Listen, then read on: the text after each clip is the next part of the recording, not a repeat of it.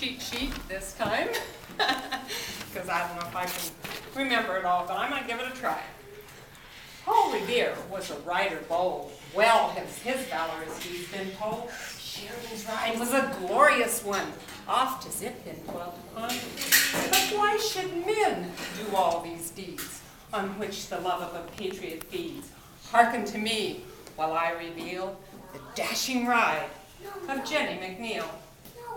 On a spot as pretty as might be found, in the dangerous length of a neutral ground, in a cottage, cozy and all their own, she and her mother lived alone. Safe were the two with their frugal store from all the many who passed by their door. For Jennie's mother was strange to fears, and Jennie was large for her 15 years. With vim her eyes were glistening, her hair was the hue of a blackbird's wing, and well her friends who knew her well, the sweetness of her heart could tell.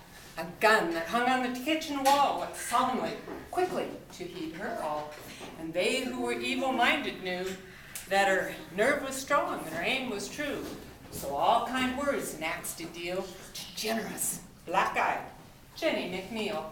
One night when the sun had crept to bed and rain clouds lingered overhead and sent their surly drops for proof to drum a tune on the cottage roof, close after a knock on the outer door there entered a dozen dragoons or more, their red coats stained by the muddy road, that they were British soldiers showed. The captain his hostess begged to greet, saying, "Madam, will you give us a bite to eat? We will pay you well, and if it may be, this black-eyed girl for pouring our tea. Then we must dash on some 10 miles ahead to catch a rebel colonel abed. He is visiting home, it doth appear, and we will make his trouble cost him dear." And they fell on their hasty supper with zeal. Close watched the while Jennie McNeil, for the gray-haired colonel who hovered near had been her true friend, kind and dear, and oft in her younger days he had right proudly perched her upon his knee and told her stories many a one concerning the French wars lately done. And oft together the two friends were. She had hunted by his fatherly side. He taught her to fence and ride. And one day he said, "The time may be that your courage and bravery will stand by me." So sorry for him could she but feel, brave, grateful-hearted Jennie McNeil. With nary a thought or moment more, bareheaded she slipped from the cottage door, went out where the horses were left to feed, unhitched and mounted the captain's steed. Then down the hilly and rock-strewn way she urged the fiery horse of gray. Around her slender and cloakless form, padded and what did it do? Padded and, beat the ceaseless storm. And full and black her long hair streamed whenever the ragged lightning gleamed. And on she rushed for the colonel's wheel, brave, lioness-hearted Jennie McNeil. Hark! From the hills, a moment mute, comes a clatter of hoofs in hot pursuit, and a cry from the foremost trooper said, "Halt! Or the blood be on thy head." When no one answering to the... No. She lashed the horse, but not in vain.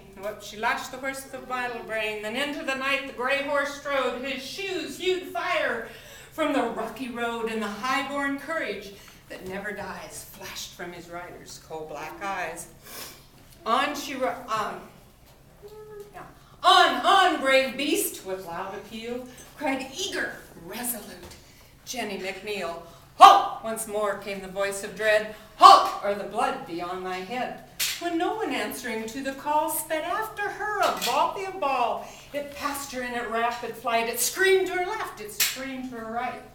But rushing still o'er the slippery track, she sent no token of answer back, save a silvery laughter peal. Brave, merry-hearted Jennie McNeil. So on she rushed, at her own good will, through wood and valley, or plain and hill. The gray horse did his duty well, till all at once he stumbled and fell, himself escaping the nets of harm, but flinging the girl with a broken arm. Still, undismayed by the numbing pain, she clung to the horse's bridle and rein, and gently bidding him to stand, she patted him with her able hand. Then sprung again to the saddle bow and shouted, "One more trial now!" As if ashamed of his heedless fall, he gathered his courage once more for all, and galloping down a hillside steep, he gained on the troopers at every leap. No more the high-bred steed did reel, but ran his best for Jennie McNeil. They were a furlong behind or more when the girl burst through the colonel's door, her poor arm helpless and hanging with pain. She all drabbled and drenched with rain, and shouted, "Quick! Be quick, I say! They come! Away, away!"